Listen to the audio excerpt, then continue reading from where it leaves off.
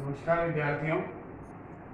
पिछले व्याख्यान में हमने मुद्रा संकोचन या डिफ्लेशन का जो टॉपिक है वो प्रारंभ किया था और उसी क्रम में इसको आगे बढ़ाते हुए तो आज हम मेजरमेंट टू कंट्रोल डिफ्लेशन यानी मंदी के जो प्रभाव हैं, दुष्प्रभाव हैं, उनको किस प्रकार से नियंत्रित किया जाए।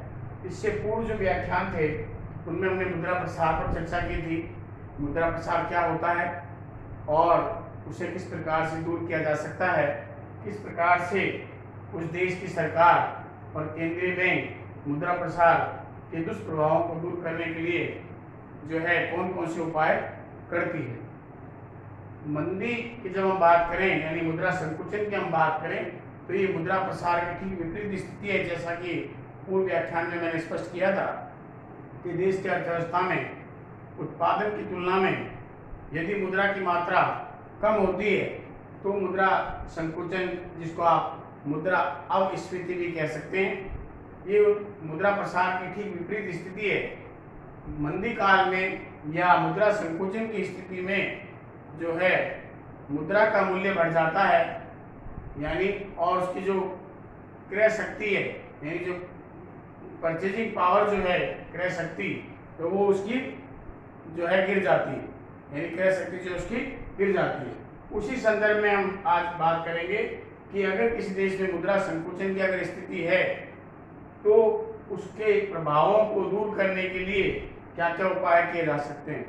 मैं आपको बता दूं, मुद्रा प्रसार का जो टॉपिक आपने पढ़ा है व्याख्यान में, मुद्रा प्रसार के संदर्भ में जो उपाय जो है सरकार के द्वारा किए जाते हैं, जिसमें हमने 3 भागों में वर्गीकृत करके उसका अध्ययन किया था।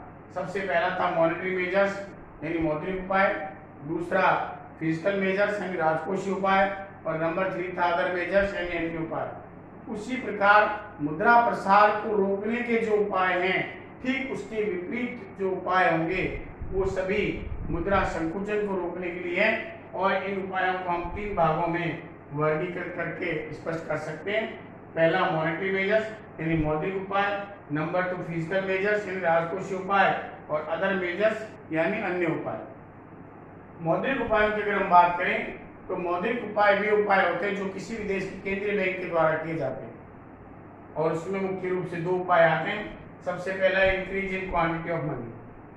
देखिए, मंदी की जब स्थिति होती है तो उसमें अर्थव्यवस्था में मुद्रा की मात्रा कम हो जाती है उत्पादन के अनुपात से। इसलिए मौद्रिक उपाय में सर्वप्रथम उपाय ये है कि उस देश में देश का केंद्रीय बैंक यदि मुद्रा अतिरिक्त मुद्रा को छाप करके पेपर मनी जो कि सोल अथॉरिटी देश का केंद्रीय बैंक होता है और ऐसी स्थिति में अगर वो अतिरिक्त पत्र मुद्रा छाप करके अर्थव्यवस्था में मुद्रा की मात्रा को बढ़ा दे यानी मुद्रा की पूर्ति को बढ़ा दे तो उससे जो है लोगों की मौद्रिक आय बढ़ने लगेगी और मुद्रा संकुचन पर नियंत्रण लगाया जा सकेगा। नंबर 2 आता है क्रेडिट एक्सपेंशन, साख का विस्तार करना। देखिए, साख नियंत्रण और साख विस्तार दोनों कार्य देश के केंद्रीय बैंक के द्वारा किए जाते हैं। ऐसी स्थिति में मुद्रा संकुचन यानी जिसमें मंदी काल होता है, उस स्थिति में अगर देश का केंद्रीय बैंक सस्ती साख नीति को अपना करके अधिक मात्रा में लोगों को जो है ऋण देना प्रारंभ करे तो ऐसी स्थिति में लोगों के पैसा जो है मौद्रिक आय बढ़ने लग जाएगी और मौद्रिक आय बढ़ने से जो है वहाँ पर वस्तु और सेवाओं की मांग बढ़ेगी और मांग बढ़ने से उनके मूल्य बढ़ने लग जाएंगे और धीरे धीरे मुद्रा संकुचन या मंदी का जो दुष्प्रभाव है वो धीरे धीरे दूर होने लग जाएगा। इस प्रकार से ये 2 मौद्रिक उपाय अगर कर दिए जाएं तो अर्थव्यवस्था में मुद्रा संकुचन पर प्रभावी नियंत्रण लगाया जा सकता है। नंबर 2 हमारा आता है राजकोषीय उपाय। राजकोषीय उपाय वे उपाय होते हैं जो देश की सरकार के द्वारा किए जाते हैं। ये उपाय करारोपण से संबंधित हो सकते हैं, सरकारी व्यय से संबंधित हो सकते हैं, सरकारी बजट से संबंधित हो सकते हैं जो है। तो इन उपायों में मुख्य उपाय कुछ इस प्रकार से। सबसे पहला रिडक्शन इन टैक्सेशन यानी करारोपण में जो कमी करना या करों की दरों में कमी करना। देखिए, मुद्रा संकुचन की स्थिति में जब है उत्पादन की तुलना में मुद्रा की मात्रा कम होती है तब ये मुद्रा संकुचन होता है। इसलिए राजकोषीय उपाय में क्या करना चाहिए, सरकार को करों की दरों में कमी कर देनी चाहिए। और करों की दरों में कमी करने में क्या होगा कि लोगों को अपनी जो है आय का एक भाग जो सरकार को कर के रूप में दिया जाता है वो कम देना पड़ेगा। कम देने के कारण से उनके पास में क्रय शक्ति अधिक मात्रा में रहेगी, और जब क्रय शक्ति उनके पास रहेगी तो बाजार में वो अधिक वस्तु और सेवाओं की मांग करेंगे, जिससे अर्थव्यवस्था मंदी के दौर से निकल जाएगी। Number 2, increase in government expenditure. मुद्रा संकुचन के दुष्प्रभावों को दूर करने के लिए सरकार को क्या करना चाहिए, सरकारी व्ययों में वृद्धि करनी चाहिए। जैसे सरकार को विभिन्न योजनाओं में, कल्याणकारी योजनाओं में, जिससे लोगों को रोजगार मिले, इस प्रकार से सरकारी व्ययों में वृद्धि करनी चाहिए, जिससे लोगों को रोजगार वगैरह मिलेगा तो उनकी आय बढ़ेगी। आय बढ़ने से वो अधिक वस्तुओं और सेवाओं की मांग करेंगे, जिससे उनके मूल्यों में वृद्धि हो जाएगी। नंबर 3 है पेमेंट ऑफ पब्लिक डेट। देखिए, सरकार को जब आवश्यकता होती है तो देश की जनता से वो ऋण लेती है, इसके लिए विभिन्न प्रकार के बॉन्ड वगैरह जारी करती है।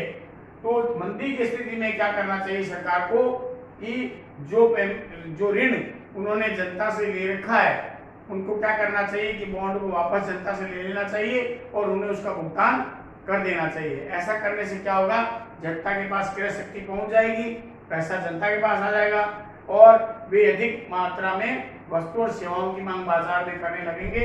इससे धीरे धीरे मुद्रा संकुचन के दुष्प्रभाव दूर होना प्रारंभ हो जाएंगे।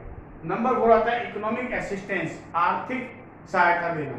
देखिए, मंदी काल में या मुद्रा संकुचन की स्थिति में सरकार को क्या करना चाहिए, ऐसे उद्योग जो बुरी तरह से इसके प्रभाव में आ गए हैं, मंदी काल में बंद होने की स्थिति में, उन्हें सरकार आर्थिक सहायता देकर उत्पादन को चालू रखना चाहिए, नए नए उद्योग खोलने चाहिए। इससे क्या होगा, लोगों को रोजगार मिलेगा, रोजगार से आय बढ़ेगी, आय से बचत बढ़ेगी, बचत से निवेश बढ़ेगा और धीरे धीरे अर्थव्यवस्था जो मंदी काल से जो है दूर होने लग जाएगी।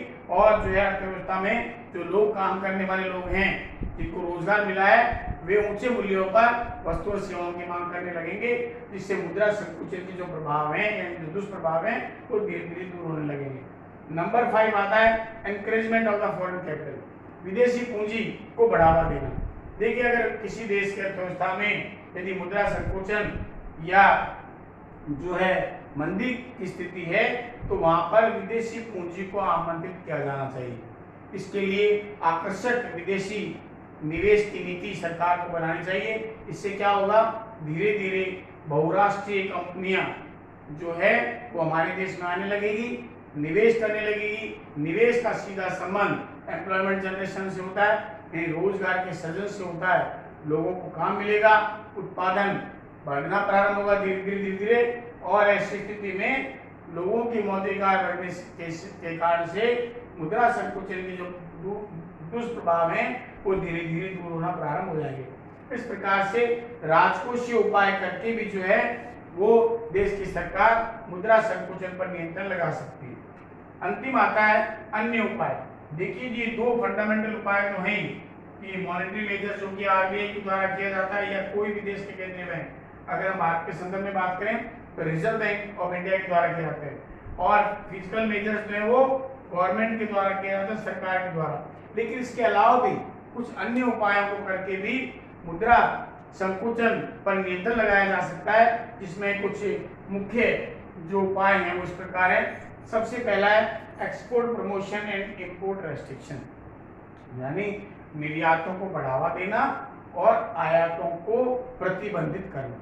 ये बहुत जरूरी है कि अगर मान लीजिए मंदी की स्थिति है, मंदी काल है, तो उस देश की सरकार को क्या करना चाहिए, निर्यात प्रोत्साहन करना चाहिए, जिसको आप निर्यात संवर्धन भी कह सकते हैं। इसके लिए अलग अलग प्रकार के उपाय हैं, जैसे निर्यात प्रधान उद्योगों को विभिन्न करों में छूट देना, उन्हें जो है अलग अलग प्रकार की सरकारी अनुदान या सहायता प्रदान करना, इस प्रकार के कार्य करना, निर्यातकर्ताओं को प्रोत्साहित करना, उन्हें अलग अलग प्रकार की विशिष्ट सुविधाएं प्रदान करना, ताकि उनके द्वारा अधिक मात्रा में उत्पादन करके वो निर्यात के लिए प्रोत्साहित हो सके।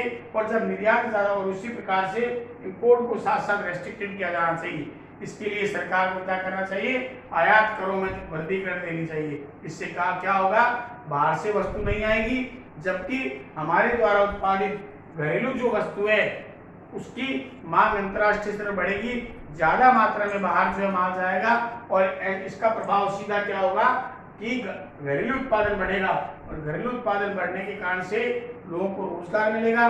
रोजगार का सीधा संबंध आय से होता है, आय का सीधा संबंध बचत से होता है और बचत का सीधा संबंध निवेश या इन्वेस्टमेंट से होता है और इसके कारण से धीरे धीरे अर्थव्यवस्था मंदी काल से बाहर आ सकती है। नंबर 2 है purchase of the surplus goods by the government. मैंने आपको बताया कि मुद्रा संकुचन वो स्थिति है जिसमें उत्पादन की मात्रा मुद्रा के अनुपात से या मुद्रा की पूर्ति के अनुपात से कम होती है, यानी उत्पादन ज्यादा होता है जबकि मुद्रा की पूर्ति कंपैरेटिवली जो है कम होती है। और ऐसी स्थिति में जो है लोग वहां पर मंदी काल में वस्तुओं और सेवाओं का जो मूल्य होता है वो काफी मात्रा में गिर जाता है।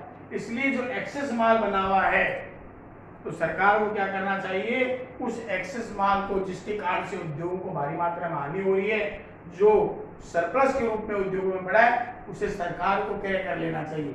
सरकार जब उसको क्रय करेगी तो उससे क्या होगा, वे अधिक और अधिक उत्पादन करने के लिए प्रोत्साहित होंगे, उनका माल बिकना प्रारंभ हो जाएगा, वे नया माल बनाना प्रारंभ करेंगे जिससे लोगों को रोजगार मिलना प्रारंभ हो जाएगा। नंबर 3 है कंजम्पशन प्रमोशन, यानी उपभोग में वृद्धि करना या उपभोग को प्रोत्साहित करना। देखिए बहुत बड़ा जो है उपाय है जो सरकार के द्वारा किया जा सकता है और ये उपाय करने के लिए क्या करना चाहिए, सरकार को इस बात के लिए वित्तीय संस्थाओं या बैंकों को निर्देशित किया जाना चाहिए कि वे जो है उपभोक्ताओं को सस्ती से सस्ती ब्याज दर पर उपभोक्ता साख, जिसको आप कंज्यूमर क्रेडिट कहते हैं, यानी उपभोक्ताओं को अपना विभिन्न प्रकार का सामान क्रय करने के लिए जो है उनको आसान शर्तों पर जो है कम ब्याज दर पर उनको ऋण दे। और जब वो ऋण देंगे तो क्या होगा, वो अधिक मात्रा में वस्तुओं का क्रय करना बाजार में प्रारंभ करेंगे और ऐसी स्थिति में बाजार में जब वस्तुओं की मांग बढ़ेगी तो उनका मूल्य बढ़ने शुरू हो जाएगा और अर्थव्यवस्था धीरे धीरे मंदी के दौर से बाहर निकल जाएगी। इस प्रकार से उपभोग में जो है वृद्धि करके या उपभोग को प्रोत्साहित करके भी मुद्रा संकुचन के दुष्प्रभावों को दूर किया जा सकता है। और अंतिम आता है restriction of the surplus output. ये एक प्रकार का अलग उपाय है जिसके अंदर क्या है, अगर माल कंपैरेटिवली मुद्रा की मात्रा के अनुपात से या मुद्रा की पूर्ति के अनुपात से इतना ज्यादा माल बन गया है कि जिसे जो है बराबर करना यानी मुद्रा के अनुपात में बराबर करना संभव नहीं है, क्योंकि अगर उसको बेचा गया तो बहुत ही लोअर कॉस्ट में बिकेगा।